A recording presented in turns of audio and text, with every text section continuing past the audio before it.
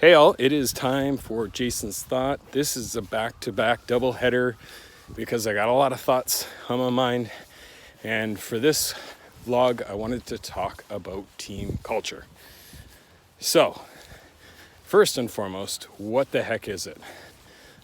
Culture is very difficult to define more than what is a feeling. However, I'm here to give you my thoughts on how to create culture within a team, within a work environment. You know, this could be with a new team you just started with. This could be with an existing team, and your boss says your team culture sucks, you better fix it. So, my step-to-step thought on where to go with that. So, first and foremost, I believe every human likes to be part of something beyond just a job at X company in X department. I think team culture's first step should always be about a team name. That's right, a team name.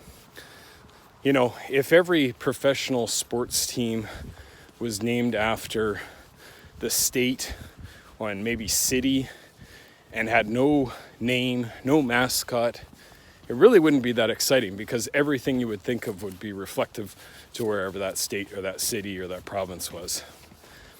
I think a creative team name is essential, and it's the foundation to start your new team culture. Now, here's the thing with the team name. Don't create it yourself.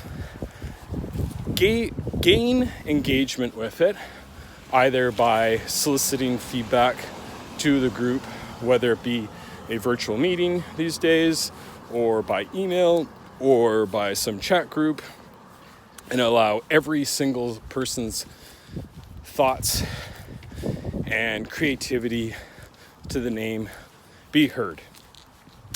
How you handle it from there is up to you. Obviously, you want to make sure it's appropriate. It aligns with the business a little bit. And you can also put it to political, if you want to be politically correct, put it to a vote. And then just however many votes win, if there's ties, X, Y, Z. So that's step number one. Step number two is to have one word from each person given that defines something that's important to them. So whether it's trustworthy, reliable, passionate, strong-willed, whatever it may be, let every single person come up with one word. Then take those words and create your vision statement. This is up to you to collaborate and fit all the pieces together, the words together like a puzzle, and create that vision statement. The idea here is that every single person had a part of that statement. Whether they knew it or not, it was part of what they added. And you can bold out those words in that vision statement so they know that there's that word that they gave that they were really, really passionate about that aligned to, your team. So that's number two. Always have a statement. Number three, and this is one of the most important ones, is have them all grouped together virtually in our current reality or in a team meeting if it's small and under the suggested head count, and come up with goals and dreams that they want to achieve with their new team name. What is it they want to stand for? What are the results that they want to hit? What are some things that they can control?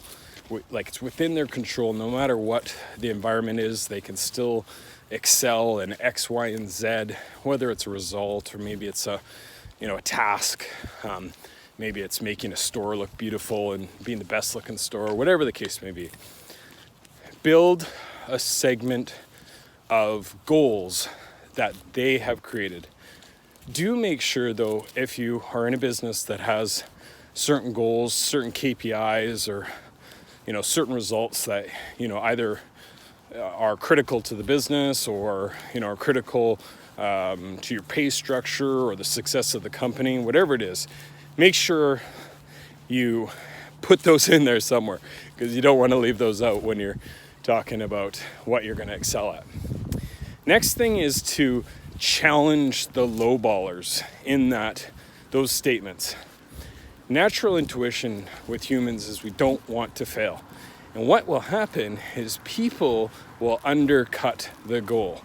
They will put a ceiling on a goal that's a lot lower so they avoid the bigger target and look like they failed. The idea and the problem, more the problem with shooting for a goal too low, is that you'll hit it, and you'll hit it easily, and then your platform or your threshold is now set at that level.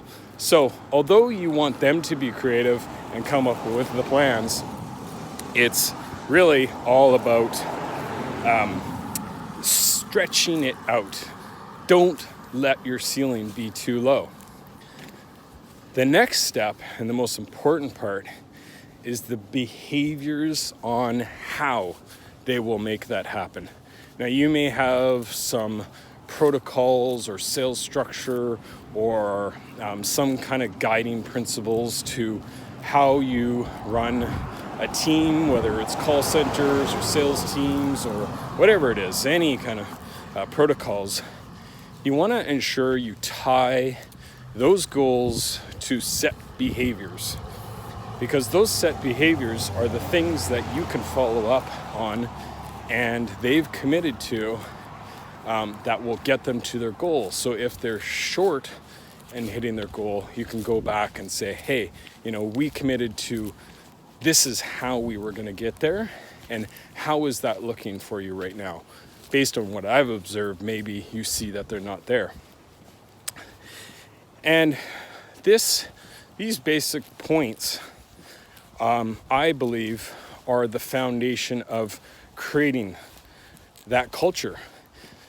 The reason I feel that it's strong is because it's very collaborative. It's not directed by you as the person that created it. And it puts ownership and accountability onto them. And it makes them prideful when they came up with a goal as one team to get there. They will push harder than you can ever push harder. They will drive themselves harder than you could ever, because they set themselves up for those goals, and they don't want to fail, because humans don't want to fail. So that is my points on how to create team culture. Now, it definitely goes beyond these simple things.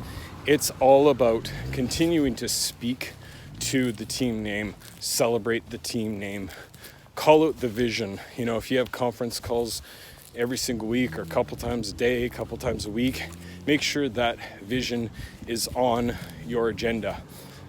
But the most important part is what you do with it after. You really just gotta cultivate that we're all in this together, we're all moving forward to hit this common goal. Maybe it's 10, maybe it's 15, maybe it's 20, maybe it's only 5 things. And we're all gonna get there together, and we know how. Now, this culture may take weeks, it may take months, it may take years to create. Hopefully not that long. I've seen all sorts of varieties of timelines. I've seen cultures created the day after. I've seen it in hours after a team meeting, because people are so pumped up and riled up about it, and they just want to win, and they want to do exactly what they agreed upon, and they want to see success. All really, really good things. But be patient. Use those guidelines, that vision, those hows, post it up in your back room so it's always there to see. So if people forget, which they will, you can always reflect to it. You can always speak to it. You can always coach to it. People are giving you excuses. You can coach to it. You can say, hey, where does this fall? That doesn't sound like you're being accountable. That sounds like an excuse. So on and so on.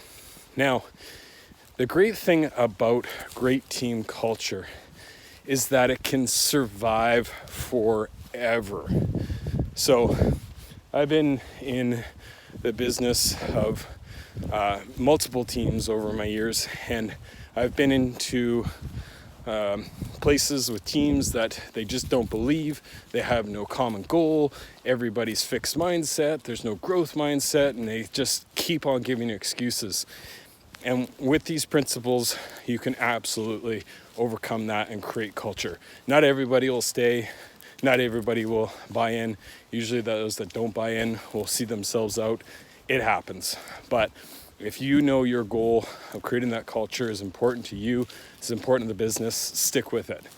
Now, the greatest thing when culture is well formed is that when people leave and the culture's there, the next person that comes in sees nothing but that great culture. And they either adapt and buy in, or they quickly find themselves on the outs and it feels awkward and it feels a little icky, and they decide maybe it's not for them. And you know what, if your culture is really aligned to the goals of the company, then maybe it's not the right job for them. The tricky part is if you lose a lot of staff.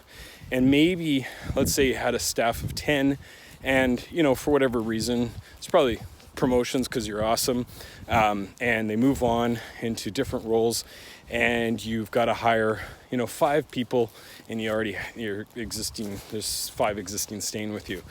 Sometimes the culture can get lost because there's new perspective and there's old perspective. So just keep that in mind, and this is the time that you want to recreate or restart that culture again. How do you do it? Go back to square one. Start with a new team name. You got 5 new people on. They didn't have anything to do with that team name. Hey, of course they're not bought into it. They think it's a stupid team name. Now they want their opinions heard. Start with that team name. Same thing. Go back to one word that describes, what they think of leadership or success or whatever topic you want. Go back to the goals and create new goals, higher goals. Maybe you've already achieved those goals with your last team. Create new goals. And then the how again. All new people, they don't know how that was flowing. You're going to need to show them how and get them into that new team culture. And this is a revolving process for likely your entire life when it comes to creating and keeping good team culture. So don't think it's a one-stop shop. You can create it and it will just last forever.